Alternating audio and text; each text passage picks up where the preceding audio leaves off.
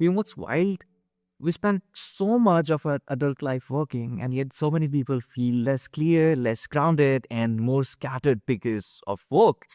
But what if I tell you the structure of the company itself could make your mind quieter? What if ownership, shared, real ownership that I'm talking about today, folks, could become a mental health strategy, not in a trendy, but in a deeply human way? Welcome back to another episode of Healthy Mind, Healthy Life. I'm Sayan, as some of you would know, and this is where we talk about everyday mental health in a way that actually fits real life. So today I'm joined by Polyakov, founder of Moth Nation, a 3D tuning platform helping people preview modifications on their exact car before spending real money. And also the person behind Arvion Bauhaus, a custom Porsche 911 design house. Pete's got a rare blend of background, which includes architecture, film industry, and a PhD in philosophy. And we are using that lens to explore something surprisingly personal, which is how building an employee-owned company can lead to mental clarity and purpose in life. So, if you've ever felt the weight of "it's all on me," this episode might hit home for you. So, Pete, it's a pleasure to have you here with me today, and excited to see where this conversation really unwraps and unfolds.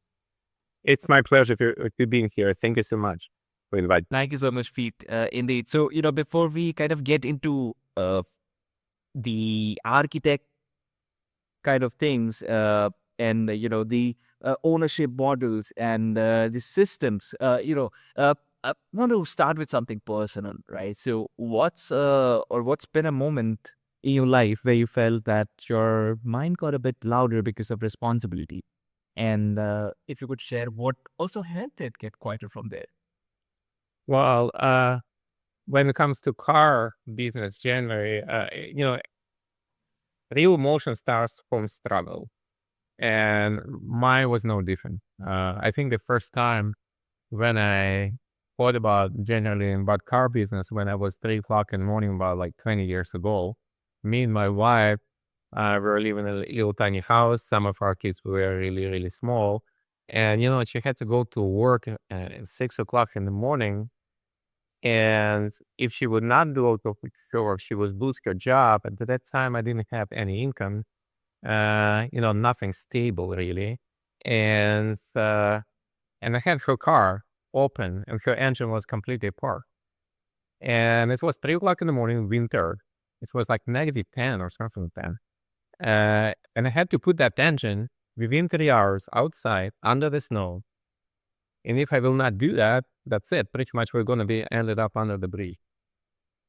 I don't know how I put that thing together. I think I had like light in my hand inside of the engine, and the other side I had probably Chris Fix YouTube channel, at the same time trying to fix that thing.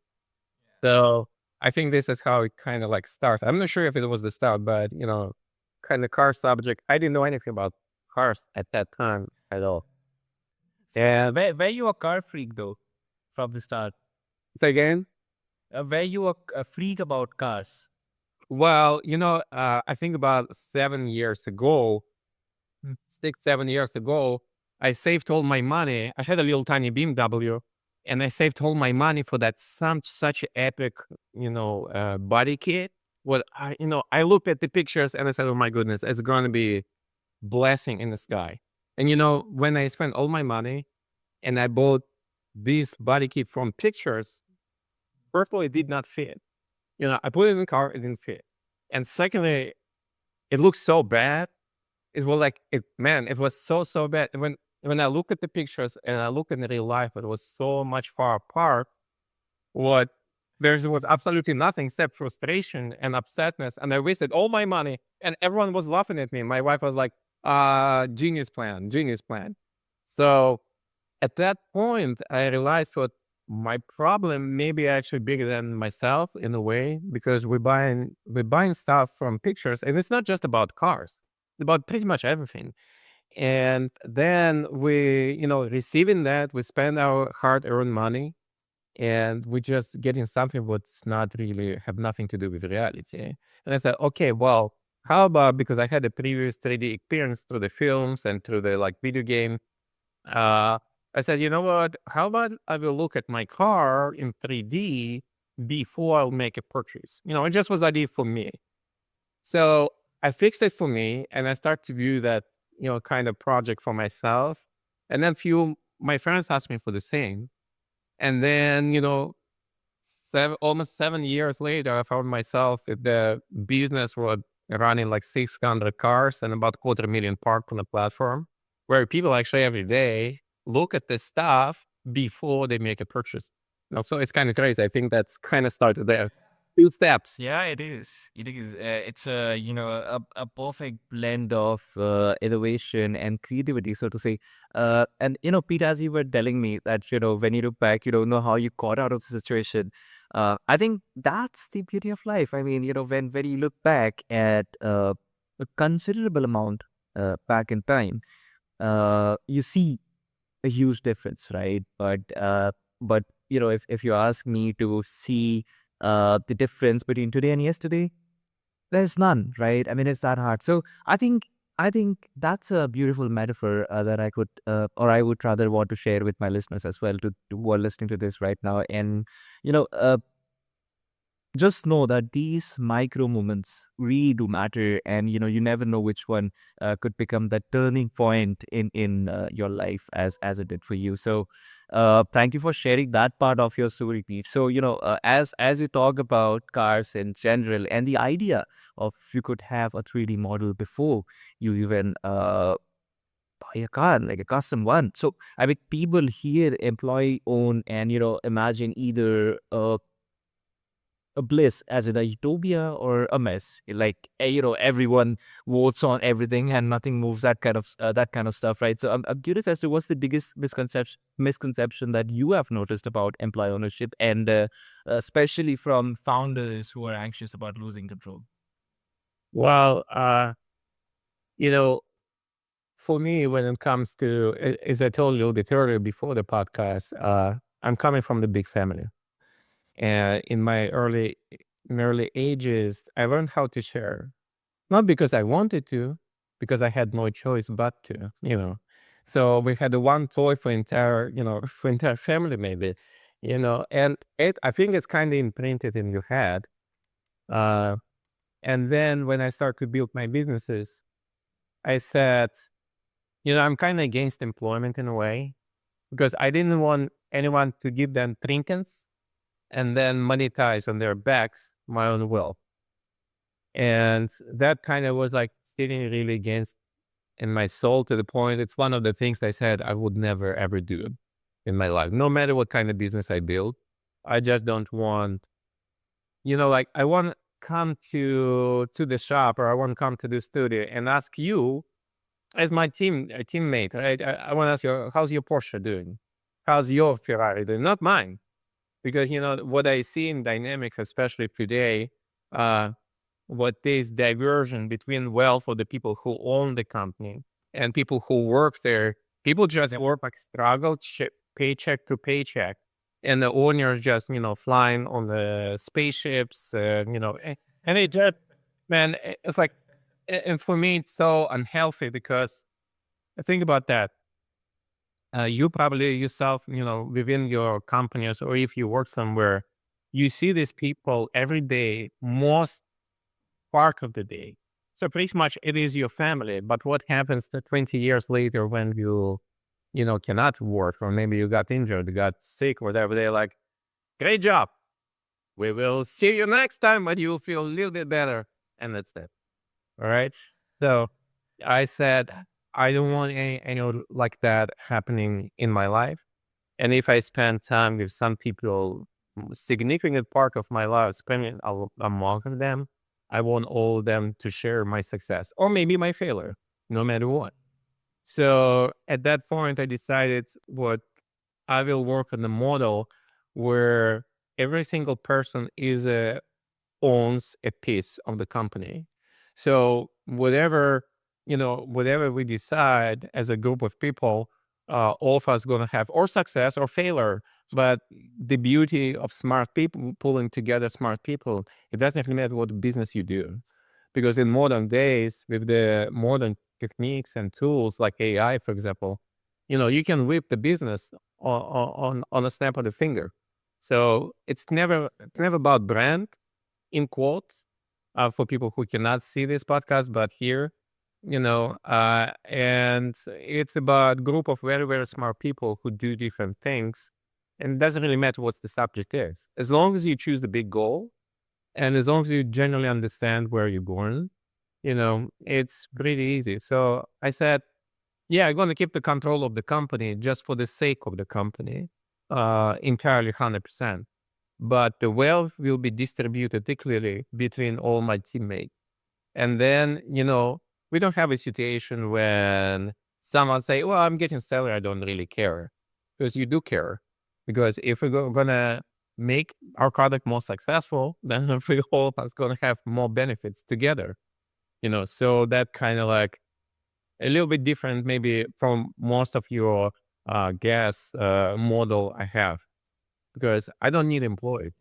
I wanna, I may be the first one between equals. It's almost like a king model, but king never really look at his nobles as equals. But I do. The only time when I become a CEO or founder, it's when everyone arguing with each other. Sometimes that happens. And the second situation when I see some outside impact, is happening, or maybe attack is happening. At that time, the fact that I'm holding 100% of the voting part of the company, not the financial one, that helps a lot. So yeah, it's almost like Mark Zuckerberg with Facebook, just without greed part. That's everything. Definitely, Pete. And what you're talking about is this that founders and CEOs. I mean, they don't just build companies, right? They are working to build self-worth machines, right? That would build them. Uh, I mean, they definitely to crack the I would say the business revenue model side of it, and then it's an autopilot, right? With that, but what you're suggesting here really is the idea of an anti-capitalist, and I love that because it sort of brings in this culture where you are actually promoting um, a healthy behavior with your coworkers in a way, right? And I think that's the idea that really stood out for me when you were explaining that difference between when you work versus when you're actually working in literally an employee uh, owned company. So if we stay with that and think about employee ownership as a path to mental clarity, what inner pattern does it interrupt? And also, Pete, because you mentioned, you were also in the film industry as well, apart from the architecture side of things. So just curious to know, how did that also shape how you see this? Because architecture is definitely structure. I could relate it that way. Film is somewhere related to story, I believe, and philosophy is meaning.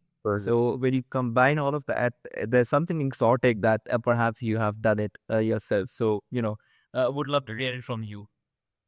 So two things would philosophy and architecture teach me. Its ability to zoom out. So when you look at any situation, doesn't matter if it's a business or personal, or if there's some tactical move, or whatever the work you on, whatever the work you're working at this particular moment, you need to learn how to zoom out. Like for example, I'll give you the example from a life experience, right? Uh, you arguing with your wife over some sandwich or whatever, and then it can cause like all sorts of damages. From the sandwich it can come to divorce pretty much, if you want to look at that like that, right? At that moment you need to really zoom out all the way back and say, does this what is happening right now even worth even discussing? Because at the end of the day, if you're zooming out from at the distance of Mars, for example, what's really important at that distance? And then you're saying, well, listen, the really important is love, and respect, nothing really else, right? So, and it's a very basic example when you start to zoom out at every single thing, you know, it's kind of skill what you need to learn in architecture. Why it's happening because you never work really with the building you're designing, but with the entire perspective and environment. Where this building gonna stay, right? How it's gonna look together, how it's gonna be, interacting with other objects around. So it's kind of like you zooming out immediately. It's almost like a skill of being imprinted in every single student. And as a philosopher, uh, in order for you to look at the current events, you need to kind of be a little bit at the distance. Otherwise, if you inside, you will not be able to observe that, right? So I think that skill comes to every single part of my life. And, it helps me along the way just to look at things a little bit different. And I guess also because they're traveling between different countries and seeing such a different culture, it helps a lot along the way. And when it comes to challenges and positive sides of such a employment and more automatic processes around the company that you build and make them almost autonomous. Uh, Number one, when you surrounded by equals, you can really rely on these people because when you pay people salary, you don't, like, personally, you don't know what's happening in other people's minds, but essentially, when you pay people trinkets, little plastic, jewelry and say, well, listen, how about, you will work for my, front end of the Porsche I will buy or like Ferrari one, you know, it's completely different dynamics, right? And when you work between equals, it's like a group of friends in a way because I see them more often than my kids, so Right. we sit down and I say, listen, we need to take care of that field and that field and that field. And then we together decide who is more capable.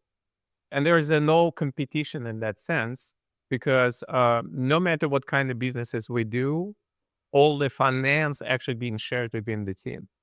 So, for example, sometimes they throw someone on experimental project, and there's absolutely no clear outcome out of that project, but that person also participates in every single other financial, wealth was coming from all the groups of our businesses, and then that person sees the perspective, doesn't feel like he's being outcast or challenged in financial wealth, and then it becomes like, yeah, let me try to do that. That's interesting, because we as a group of people, we say, well, it's a really great perspective there. Let's try.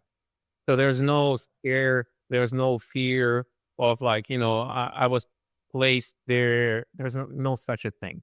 So that helps a lot to, automate your business in that sense. But also today, many companies scared of AI. And that's absolutely correct because people who having the more, there's kind of two subjects immediately. Number one, people who are scared to lose their jobs because AI, they're absolutely right, because they're going to lose them. Because people who keep that model of, I'm paying you $3 an hour and you're just gonna do the job for me. Yeah, they're gonna replace it with AI because they don't care from the beginning about these people. Because when it's already kind of mental agreement, I'm gonna monetize on you. And what you're given in return, not the job, you're given piece of your life. You have only one life. What Yeah. pretty much, if you will start to removing, uh, like how how many years we have before we will die, and if you will start to unpack it, we have like just few years. Like just imagine 8 hours a day you sleep. So you immediately cut this time, right?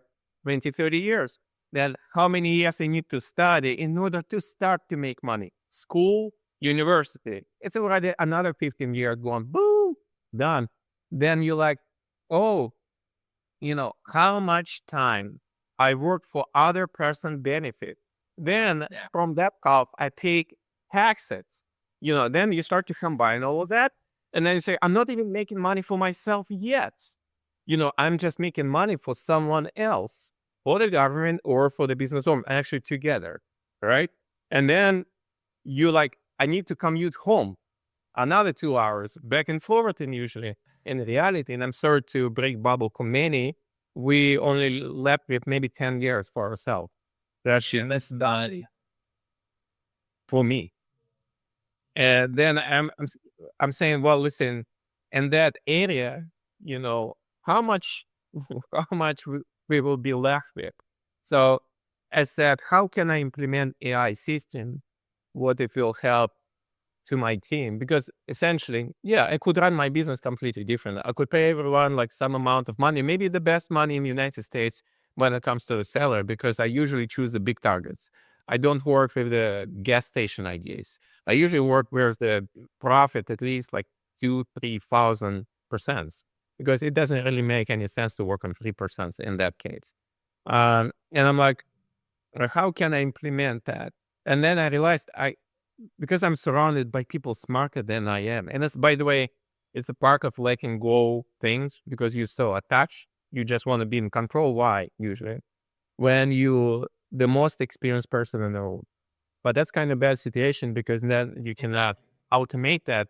And it kind of took me a lot to learn that. But in order to uh, delegate it to someone, you need to delegate it to someone who is more expert in that field than you are. And that's kind of part of the game of all of us going through, right? And that's what happens now. We drop all the things what repetitive or does not require human attention to AI, and that frees all of us from like just doing some repetitive work, what will be replaced anyway, to the more strategical work. And when it comes to the employee-owned company, it's a blessing because then we can, for all of us, can focus on more strategical solution. And I think the second part, and I'm sorry for taking so long, but the second part probably the most important. I think today any person can start any company with close to zero, with the AI tools today. It is possible.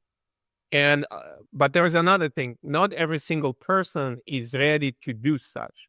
And I think what kind of like very great perspective in the future, maybe not exactly following my model, but sort of that when group of people come together and they say we're going to build something new together based on the equal partnership, and we're going to use all the tools available today, for whatever the goal they have right in their mind.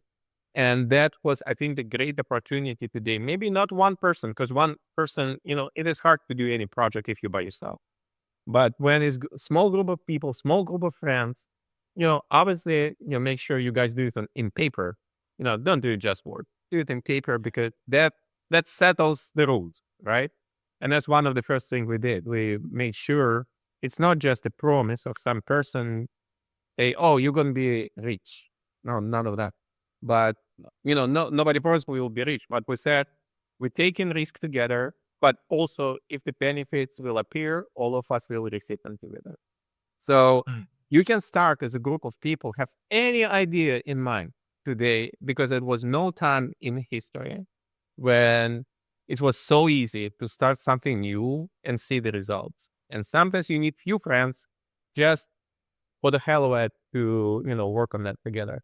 So it's kind of two aspects. Sorry for taking so long, but I guess, I'm too deep into that. Yeah.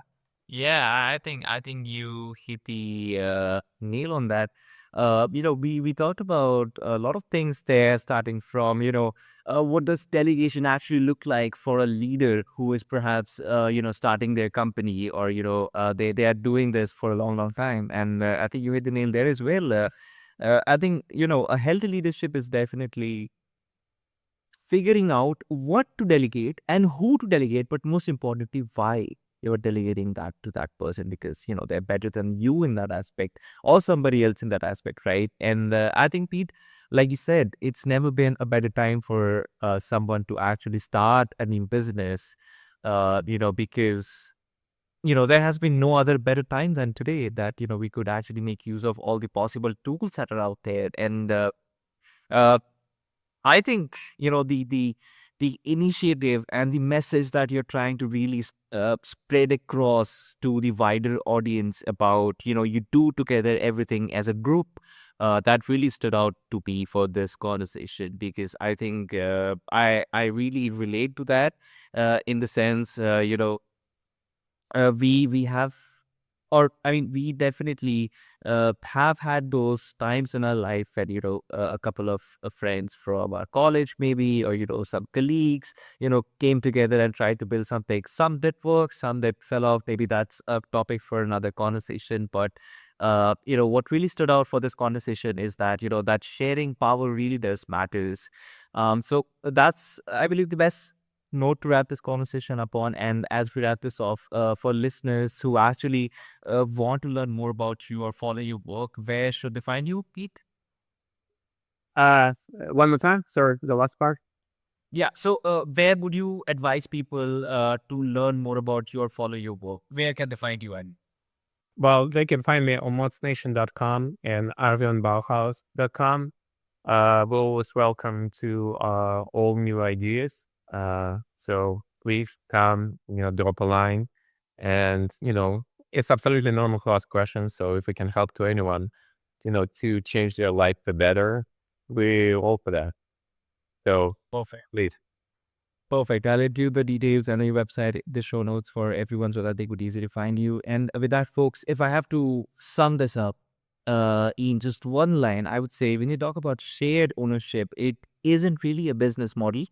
I think it can be a mental model as well that turns that control into clarity, and it can remove all the unnecessary doubts when you're in it together. So, like I said, like Pete said, it's not just any kind of promise that you put down verbally. It's definitely something that you would want to put it on paper, but nonetheless, it doesn't mean that it isn't a group of friends, maybe, right?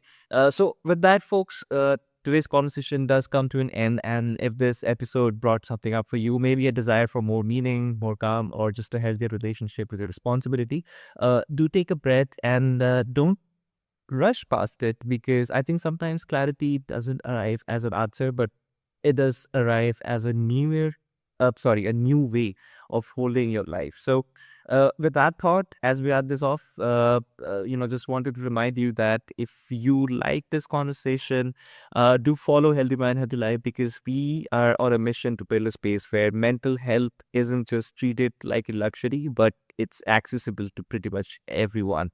And yeah, do share this episode with someone who's been carrying too much alone, maybe. And my name is Sayan, and I will see you next one.